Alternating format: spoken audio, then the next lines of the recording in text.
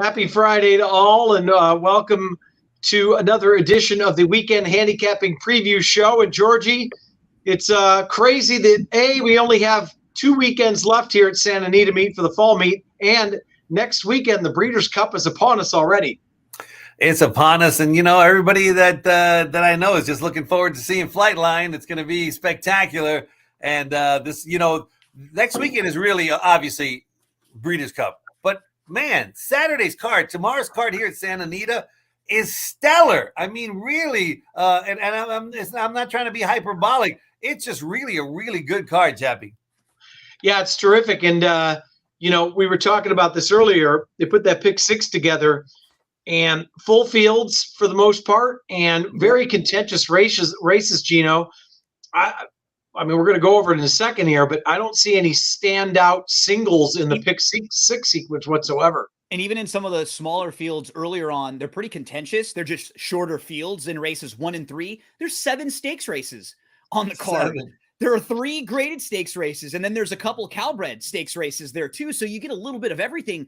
I was really surprised to see how fantastic the card was when it came out because, like Georgie said, we're all kind of already looking to next week for a lot of folks, but don't skip out on this card this weekend. They have, 10 races on the card, 7 of them stakes. The last 5 races are all stakes races. So it's a late pick 5 that's all stakes. You mentioned the $1 million bonus in the pick 6. There's another free Pick'em Santa Anita contest at pick'em.santanita.com. It's a huge weekend, just another awesome Saturday at Santa Anita. It's a short meet, but they really pack in the quality in this short meet.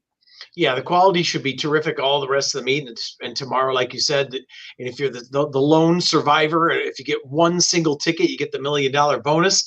And the only standout in the stakes races would be going global, which we'll go over in a second, who's not a part of the pick 6 sequence. So it's going to be interesting to see people's singles. And let's get right to it, George. We're going to race 1 actually kicks off the first of 7 stakes races. It's the Lure. And of course, you guys remember Lure, a terrific horse in his day. And we're going a mile on the turf, restricted stakes here. What do you think of Georgie?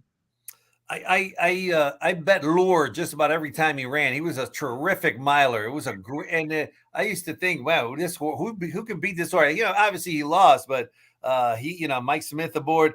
This race starts off really, the morning line to tell it all. The 1, 2, 3, and 5, they're all the same price, and they're hard to separate. Just to get the early pick 5 going, even on Thoroughgraph numbers, there's almost nothing separating them. The one that comes in with the best number is Prince Obama, and that is the Sultan of Saad, who just won the last race here today, because that's what he does. He wins races on the grass, Phil D'Amato. But he looks like he's got pocket aces again here. I'm not sure, who I love the best. I guess Prince Obama, because I'm a Sheets guy, but it's a tough race to start off with the first of 7 stakes races. And make sure, of course, once again, on board Princess Obama, go to Giorgio.com for those Hector Berrios T-shirts. They're selling fast again. And Hector's back on riding very well. Had a tough beat by a nostril earlier today, but he is taken to the lawn. He and Umberto and, of course, Hernandez, those 3 really seem to dominate on the grass here, Gino. Yeah, and I'm on the same horse with George also. I actually liked Prince Obama last time, and he didn't run poorly in the City of Hope. That was against Better. He was behind Beyond Brilliant. The race just didn't shape up quite the way he would have needed to win that race. He needs a little bit of pace to run at, and this is a really good spot for him. I agree with George. They just look like there are 3 or 4 horses that are all pretty evenly matched, so you probably want to take a stand with 1 or 2 of them and not spread out maybe and use them all if they're all going to be similar prices. Maybe you take a stand here and you single one of them in the early pick 5, and then if you get knocked out, you come back and play a pick 4 right after. Because speed-wise, I did think on paper you have Air Force Red, who's stretching back out from 6.5. You have Lambeau. I feel like both of them want to go and are probably going to be forwardly placed. The wild card might be Mr. Impossible, who probably doesn't want to be too far out of it. Then all of a sudden, those 3 could really quicken this pace up a little bit. So I think Prince Obama could end up sitting a really nice trip. Yeah, I think you're right. And I've always been a big fan of Air Force Red, as we know. But like you said, looks to be some pace sign down in the small field. And Gregorian Chant's going to get bet. And I'm not sure Gregorian Chant isn't a better late running sprinter than a two-turner. Not that Gregorian Chant can't win this race, and happens to be the 2-1 morning line favorite, but that's no slam dunk in that race for sure, Georgie. Yeah, I mean that's certainly, there's so many competitive runners there that you don't want to got a sprint specialist in this kind of race. There's too many mile specialists. You're looking for little things too, and Irideo. It doesn't always work this way, but Irideo, who beat Gregorian Chant 2 starts back, Irideo was actually 5th behind Prince Obama last time out. So if you're just kind of playing the common rival game too, that one might be a shorter price, and that form, Prince Obama actually kind of beat some of that form recently. So that's one of the reasons why I lean towards the 2. I mean, got to at least mention the really sharp Carmelita's Man, who is in excellent form right now. And, the trip we're talking about, if there are 2 or 3 speeds in here that set it up, that one could just save all the ground and come running. For one of our favorite trainers, only batting at a 31% clip, and still we think he's underrated, is Dean Pedersen for the year. But and Gregorian Chant, one thing to say about that 2 back is that Braun came back and actually won I believe it was a grade 1. It was a sprint, I think, won a couple sprint. But I think that was George's point, right? Is that point made a better sprint form. Correct. I was at that race. It was at Kentucky Downs. So, and that's another thing. Kentucky Downs is such a different track than anywhere else. Right. I don't know how to put that form from one track to another. That's one of the funkier ones of all. It's like the hill, right? It's like the downhill course sometimes 100%. Because it's like a really unique style that horses that like it kind of a lot of times play to it. Nothing else like it whatsoever. So you're right. All right. Let's move on to race 3. Now, this is the second of the stakes races. This is the grade 2 Goldakova. This is where you're going to have your big favorite here, Going Global, 4-5 on the morning line, 5 wins in 6 starts at Santa Anita. Is this a slam dunk single in the early pick 5, Gino? I don't think so. I think if she gets beat, the horse I'm going to use with her is Burgoo Alley, because there's not very much speed in this race at all. And I think Burgoo Alley is naturally the quickest. If you dive into her last 2 races, she couldn't get towards the front in either of them. And, you start to dive into her form a little bit. She got really good last year. She put together 5 consecutive really nice races. And then she was in the American Oaks, the race that was taken off the turf on opening day at Santa Anita last year, day after Christmas. Following that, the race in the megahertz, it wasn't bad. They went kind of slow early, and she sort of got caught up. She was only beat a couple lengths, and then she needed some time off. She was off for a while. In her first start off the bench, she was in a tough spot behind Going Global and Avenue de France. Last time out, she was kind of sitting, tracking in second really nicely, and they made a big move up from the outside, and she sort of got caught. I think they're going to get aggressive with her because naturally, I don't know who else is faster than her. And if she can get out front and steal this race, Vasquez is very, very good on the front end. She'll be making her 3rd start off the long layoff. I think she's going to be set for a good one. I hope they get aggressive. Yeah, Burgoo Alley looks like Lone Speed, and Going Global looks like a monster, George. I'm loving to hear what you say on the numbers there. Avenue de France is the one who is in terrific form, but is only 1 for 9 at Santa Anita. So is that horse just in really good form, or a Del Mar type of specialist, Georgie? Yeah, I think this one she's a little bit better in Del Mar, but this was like, I mean, I'm old, but like Chris Everett and Martina Navratilova, they were a big rivalry. These 2 are rivals. They've met each other a lot, and they've been trading blows. But I think the best of blows that Avenue de France, as you mentioned, her best thoroughgraph numbers have never been here at Santa Anita.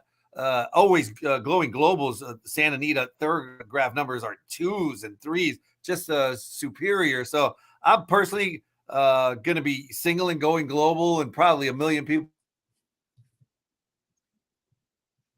Uh-oh. Did we lose Georgie a little? He would be the guy when Pratt left town. You froze on us a little bit there, George. Yeah, we got the gist of it. Actually, George, that was your best analysis that I've ever heard. That was the best you've ever done, man. Yeah. And usually George is doing all this, and your mouth wasn't even moving. We could just hear your voice for a while there. So everything George says, book it. Just take it to the bank. So Going Global, clearly going to be the shortest price on the entire day. stakes race or not. So let's move on.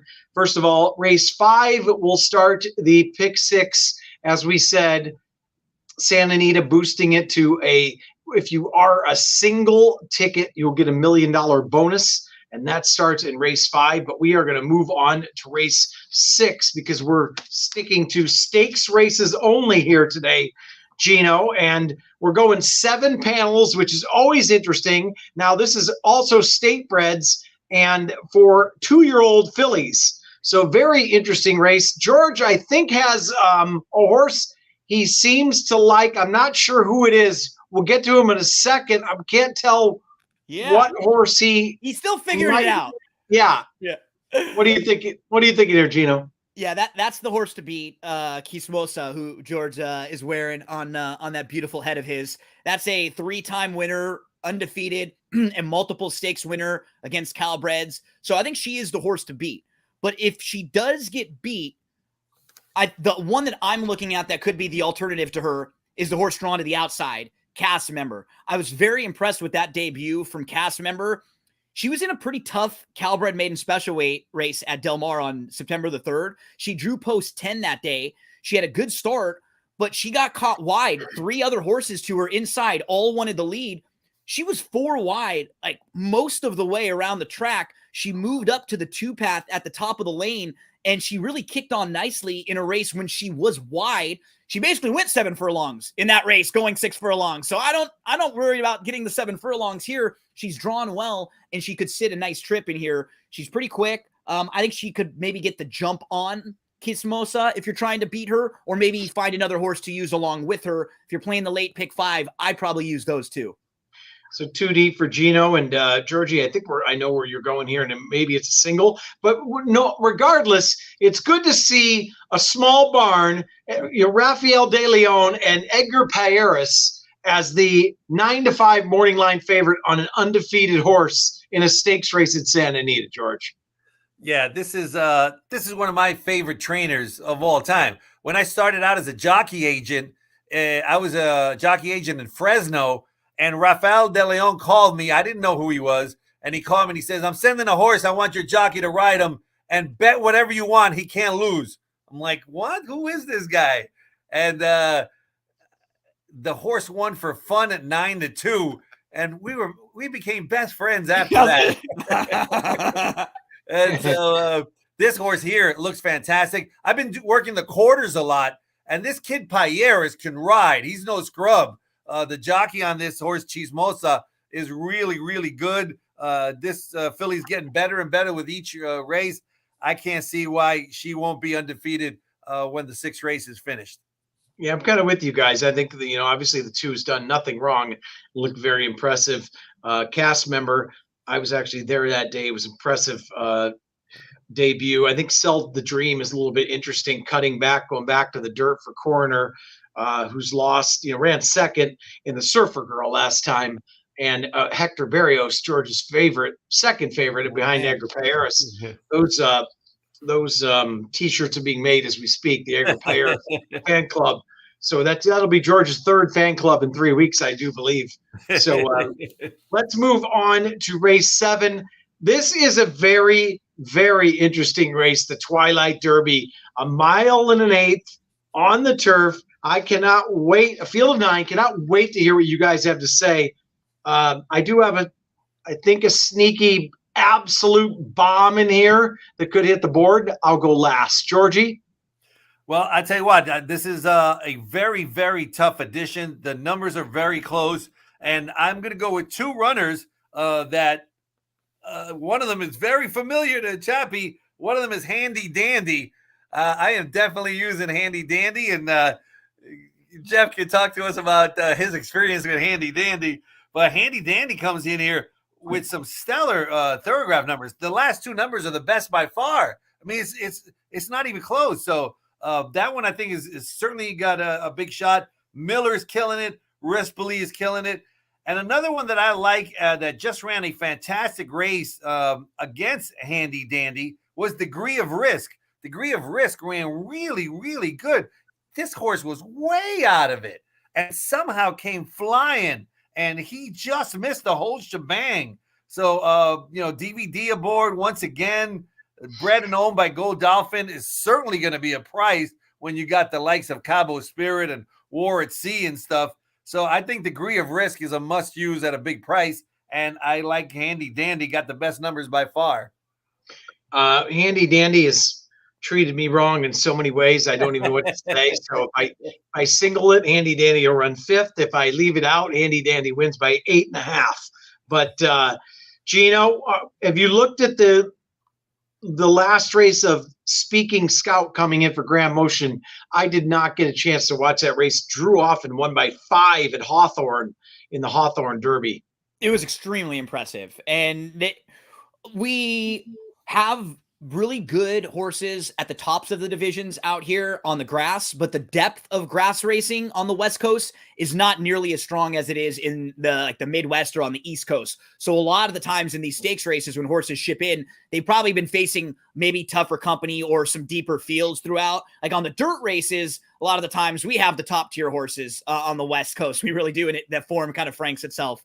But I think Speaking Scout is definitely a usable horse. A couple others that I'll be including. Handy Dandy for sure. What's nice is that he kind of feels like he's finally playable from the win end here. If he is in like that 5 to 1-ish range, so a lot of times he gets bet, but in a pretty competitive race, I don't think he's going to be a horse that gets over bet.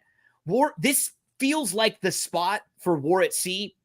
Remember, he had a small issue that forced him to miss a race down at Del Mar. He didn't get to have his prep for the Del Mar Derby. If you look at the time that he missed in the training, and he would have loved to, I think it would have been in the La Jolla, maybe the Oceanside is always the one early on. He didn't get a chance to run in either one of those races in that 3-year-old turf series down there. So if you just watch the way he ran, he was sitting in a really nice spot, and he just was a little bit short at the end of the race, and he was in between horses. It was a good effort, but you could tell he just was a tad short.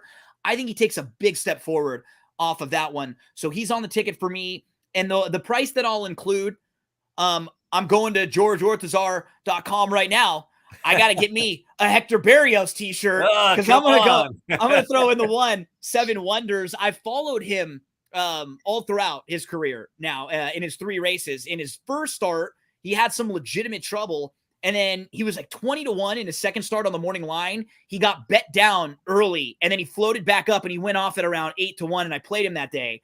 And I came back. I played him again last time out behind Handy Dandy. It was his first start against winners. He was way out of it. He got into a little bit of trouble. I think from the inside, he should just be able to save all the ground and have a big shot in here. He's kind of a fun pick 4, pick 5 horse to throw in if you're looking for a price to include. I'll definitely have 1, 4, and 9 on a lot of tickets. Ding, ding, ding. That's my bomber as well. So if you look a little bit more into 7 Wonders, there was a little bit more trouble than it shows that last time out. You know, the horse just had to steady. Of course, races like this, it's so much about the trip, right? But that race 2 back was such an impressive turn of foot late. And if you go back and look into that a little bit, the horse who ran second, Spycatcher, came back and ran second in the Del Mar Derby at 60 to 1. So and what's nice is that because the horse came back and ran second, there's not the italics in the running lines that everybody sees for like a next out winner right afterwards. So it's kind of, I love looking at horses like that run well, but if there's four horses that all come back and win, everybody sees that and the horse gets overbet. But in this case, people might not even take a second look and notice that horse ran very well at a big price in the big stakes. And we are going to get 30 to 1 minimum on that horse. I think, I don't think that horse will get bet at all. And I'm absolutely using, that was one of my two long shots of the day in a very difficult race. Too, right? It's laid out the way it may shape up. The 2 Gojo 1 will be forwardly placed. The 3 Perfect Flight will be forwardly placed. I think from the outside, because War at Sea is drawn outside, they'll have to at least show a little bit of positional speed to get a spot. So you'll probably have 2 kind of carving it out, War at Sea pressuring them. It should set up nicely for horses that want to come running. Yeah, no doubt about it. Interestingly enough, and 2 of the riders we talked about that are riding so well is that Hernandez actually jumps off a Handy Dandy to go to Speaking Scout, But Umberto is on fire as well and jumps on Handy Dandy. And those two should get terrific stalking trips. Seven Wonders. I'm just worried about. That horse will probably come from way back, maybe too far back. Yeah, you might have. You got to carve out a trip. That's the way it is in these races, right? So, all right, let's move on to race 8 and Georgie. Another 7 furlongs, another 2-year-old race. This time for the boys. Where are you heading in here? Yeah, these are tricky divisions because these 2-year-olds they improve or go backwards dramatically from race to race. It's really they're hard to figure out. One of the hardest ones, but I'm sorry, man. I got to give Not a Taker the big edge here. I mean, he's even though this is a stakes race, he's taking a big drop in class. Packs a wallop. It's going to be one of the favorites in the Breeders' Cup. So against that one on a turf, on the turf, which obviously it was an experiment that didn't really work out. But the prior race annihilates these. I mean, it's not even close. Peter Miller is hot. Valdivia is cold, but maybe this will let him see that go through the hoop. But give Not a Taker runs back to that last dirt race or the previous one, and he just smokes these if he runs back to the I'm smoking. I think Go ahead. Sorry, Georgie. I think Golf Drama is improving, but give Not a Taker. If he runs back to that dirt race, it's all over. I'm kind of with Georgie here, Gino. This is going to be a really short price, but not only is this horse very talented, and the only loss was a mile on the turf, won the two sprints easily. There doesn't seem to be a whole lot of talented. It looks like a pretty weak field for a stakes race here, Gino. And I think I'll probably end up going too deep in here with Give Her Not a Taker and Golf Drama, just in case Golf Drama can clear this field. Because I think Golf Drama is the fastest of the speed horses here. And my only worry for Give Her Not a Taker would be if he maybe tracks back a little bit farther. He's coming out of a mile race on the turf. Maybe his speed has been dulled just a little bit coming out of that race. And if the 6 horse caught a flyer. So I'll probably end up using those 2 just in case the 6 can get the lead and keep going. But yeah, Give Her Not a Taker. It's so easy to just put a line right through that grass race and key in off the first 2 races on the dirt. And yeah, it's tough to really knock what that horse has done there. So not a favorite I'll be trying to beat or throwing out in any way, shape, or form, but maybe I'll just be using one other, not a big spread race for me. The only other horse I gave a look to was the 2 Pasarando. That Umberto ends up on, kind of came off of a layoff last time. Granted, it was up north, but against Open Company and won quite easily. And Specht is 27% on the year, so you can't overlook that. But I think, as we all said, what are we going to get on Give Her Not a Taker? 2 to 5? 2 to 5. Yeah, it's a multi-race. You use them in the multi-races. You can't bet them on the actual race. Yeah. All right, let's move on to race 9, and we're going. Quick, I'm sorry. Yeah, but that shouldn't shy you away from betting the pick 5, because even if he wins at 2 to 5, really good chance to get paid in this all stakes pick 5 or pick 4 as well. No doubt. Yeah, just you can turn him into a pick 4, try to single him.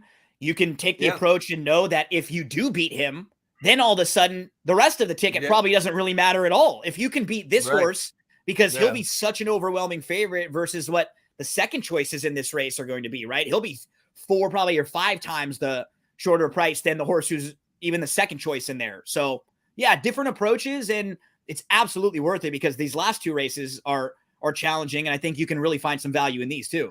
I agree. And we always talk about the no chalk zone, but sometimes, a day like this, when people are going to pump some extra money into the pool, it doesn't matter. Sometimes you eat the chalk because you're going to get a couple prices, and all it takes is a couple of 12 to 1s in there, and you get a very nice payout for a 20-cent ticket. And it's different been in a sequence, or like if you're playing every race. You guys do selections every race at Santa Anita. You guys have a tip sheets and you put selections in. You can't not play the favorite, but for mainly what that is that who's your best bet, right? Who's the horse that you really, really like the most? That's when I think you want to lean on the no chalk zone. As I'm coming on the radio show to talk with you tomorrow. I'm always going to look to give out some price horses. I'm not going to come on and give a 6 to 5 there, but when you have to play every race, once or twice, you're going to have to just say, okay, this is where I'll eat the chalk dust and move on. Yeah. Yeah, no doubt about it. All right, let's move on to the ninth, the Senator Ken Matty. We love it down the hill, Georgie. And Connie Swingle certainly loves it down the hill as well. Is Connie Swingle beatable? What do the sheets numbers say? Is that another single for you, or is it Spreadsville in here, George? Well, I mean, it's tough to leave her out.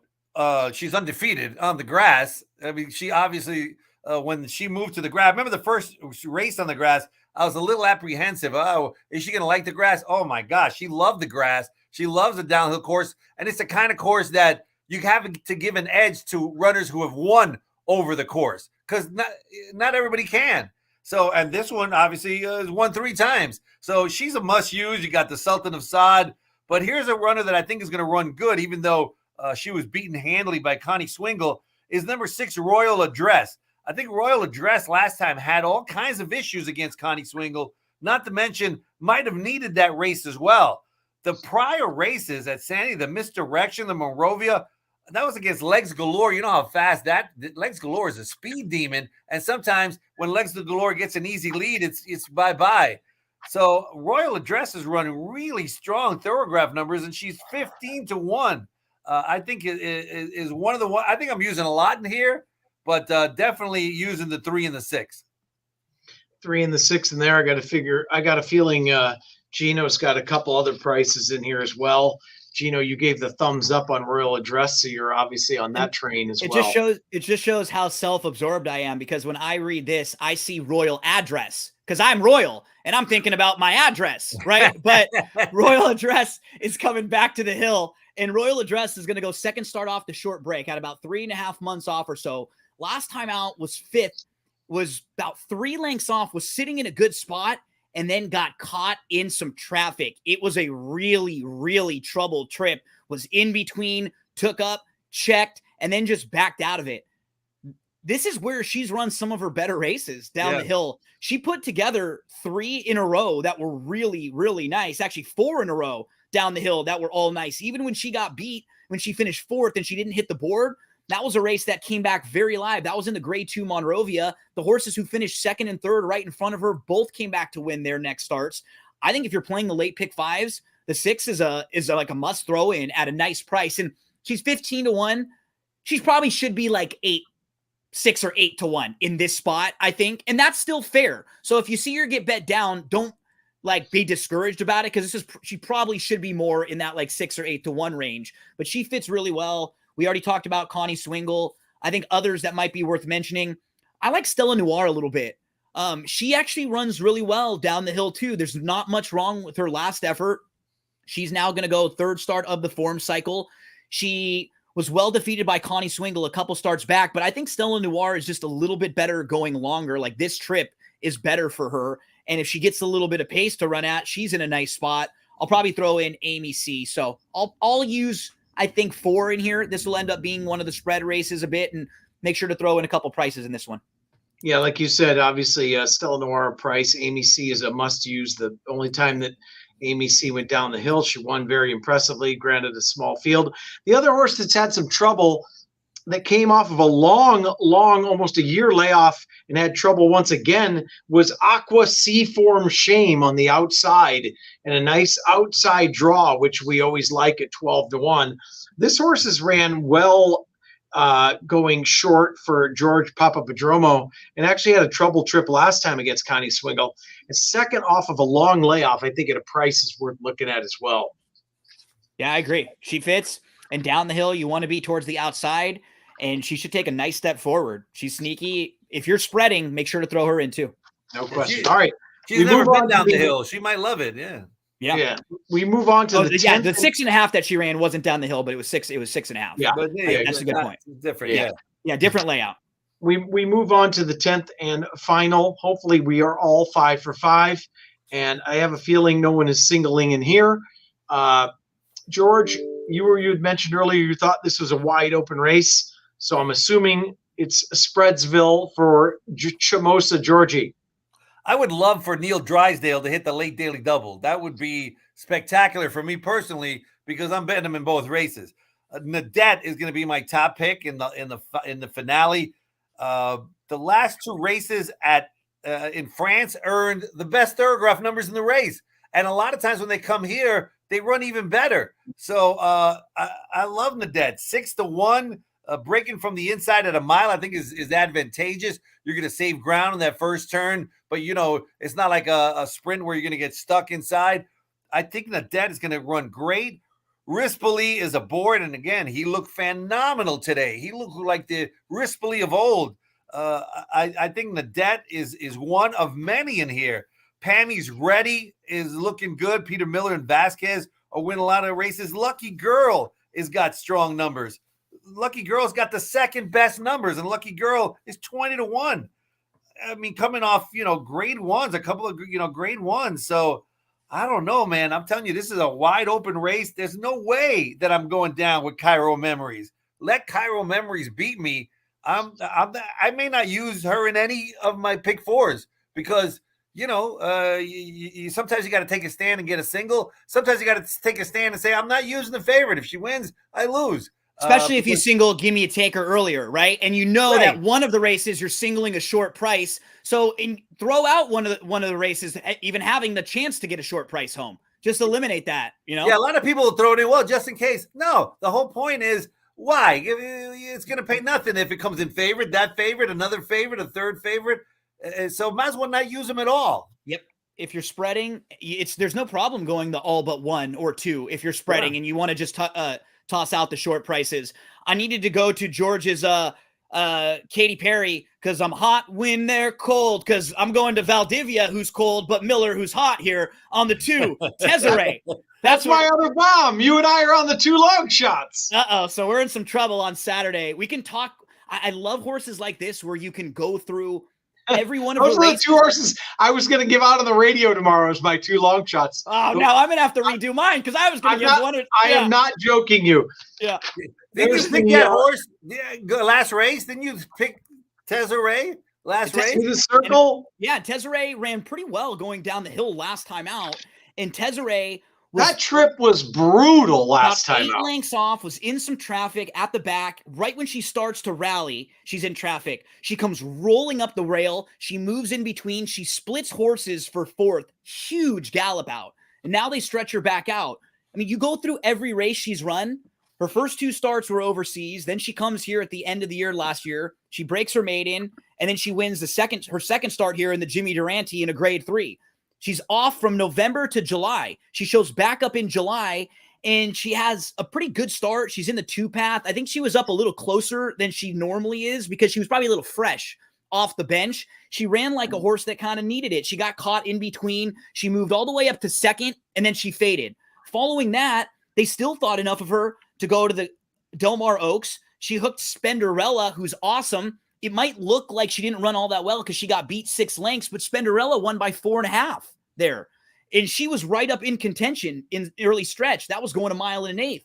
Then the last race that we already mentioned, the Unzip Me, where she has some trouble. When you can talk through she may not win, but I love a horse like this to bet on. You feel like you've studied for the test and you're great going in, like you've done everything that you can, because I love all of her races. They all make sense. And I think she's going to be a nice price here. Tezeray at anything 6-1 plus. Me and Chappie are going to be in trouble. She's going to get caught in some traffic and come running for second. We're going to be closing all the exotics with Tezeray, and I can see the text come in from Chappie right now already. 7 Wonders and Tezeray both check in second, and then those are the 2 prices I wanted to talk about today. And that's if you go back and watch that last race, that horse crossing the dirt was absolutely checked hard, checked again, her and the horse behind her. And then I thought she was going to be eased, and they kind of let her just run, and she kind of gained momentum and just kind of on her own went up the inside and all the start and started flying. And Barrios barely even asked her, and she was just rolling again after losing all the momentum. Tonight's the Breeders' Crown right now, and tomorrow up at Woodbine Standardbreds. I'm thinking in like a harness race because she was going sprinting. She showed some late interest there. She should be a little more forwardly placed here now, stretching out. And it's kind of like what happens a lot of times when you have those harness horses come flying late. And then the next week you see them get put on the front end and they show a little more speed. I'm hoping that'll be the case for Tezeray, where they can, not on the front end, but sitting third or fourth, maybe just behind the leaders, would be a great spot for her. And we know that she loves a mile, and maybe that mile and eighth was, that was off of a layoff, or excuse me, second off layoff, but that was a grade 1. It might be, I think, miles perfect distance for her as well. So I think that sprint is going to really set her up, and she did encounter problems there. But just look at the odds. Cairo Memories is 8-5. Tezere's 10-1. They were a quarter length apart from each other last time they met. A quarter length. One's 8-5. One's 10-1. Yeah, I'm throwing out Cairo Memories and using many. I mean, look, Pammy's Ready almost won the race last time out. Got beat in neck. Take nothing away from that. Tezere had all kinds of trouble. Tezere was 7-1 in that race, and Pammy's Ready was 20-1. Now Pammy's Ready is 5-1, and Tezere is 10, and probably won't get bet. So, it's. And by the way, one more horse to talk about for a second here. And I don't know if the pace is gonna. We'll see who else goes, but rest in peace to Howard Zucker and his star horse in the small barn, who has some serious talent. Graceland Gray comes back running tomorrow. Yeah.